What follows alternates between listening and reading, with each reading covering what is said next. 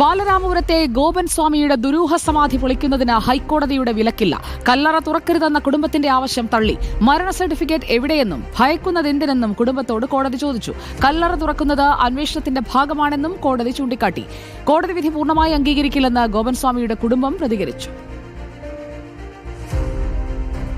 ക്ഷേത്രത്തെ സംരക്ഷിക്കുക എന്ന് പറയുന്നതെന്ന് പറഞ്ഞു കഴിഞ്ഞാൽ ഹിന്ദു ഐക്യവേദിയുടെയും ഹിന്ദു സംഘടനകളുടെയും ഇപ്പോൾ അവരുടെ ഇതിലാണ്. അപ്പോൾ അവർ നമ്മുടെ അടുത്ത് ഒരു ഡിസിഷൻ പറയട്ടെ, നമുക്ക് ബാക്കിയുള്ള കാര്യങ്ങൾ എന്താണെന്ന് വെച്ച് കഴിഞ്ഞാൽ അപ്പോഴും പറയാം.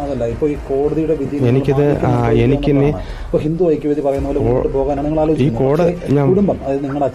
ഈ കോടതി വിധി സത്യസന്ധമായിട്ട് മാനിക്കുന്നവനാണ് ഞാനും. പക്ഷെ എന്നിരുന്നാൽ തന്നെയും ഇതിപ്പോൾ എന്ന് പറഞ്ഞു കഴിഞ്ഞാൽ ഇപ്പോൾ ക്ഷേത്രത്തിലുള്ള ഹിന്ദു ആചാരം അനുസരിച്ച് ഹിന്ദു ഐക്യവേദിയോടും ഹിന്ദു ഐക്യവേദി പറയുന്നത് നിയമപരമായിട്ടുള്ള നടപടികളുമായി മുന്നോട്ട് പോകണം എന്നുള്ളത്